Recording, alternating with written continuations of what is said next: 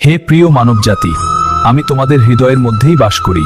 আমি দূরে নই, আমি আকাশের ওপারে নই, আমি আছি তোমাদের প্রতিটি শ্বাসে, প্রতিটি ভালোবাসায়, প্রতিটি সৎকর্মে।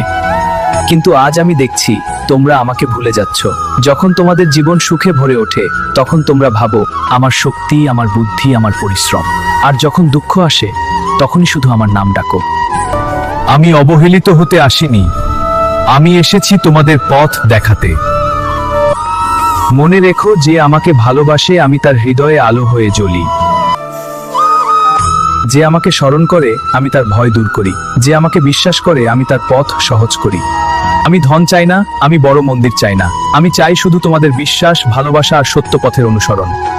অহংকার তোমাদের দূরে নিয়ে যায়, কিন্তু ভক্তি তোমাদের আমার কাছে নিয়ে আসে।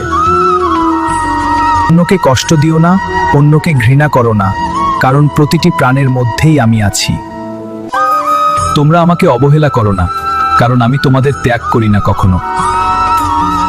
যখনই তুমি একা অনুভব করবে, মনে রেখো আমি আছি, আমি ছিলাম, আমি থাকব তোমাদের সঙ্গেই, তোমাদের হৃদয়ের মধ্যেই।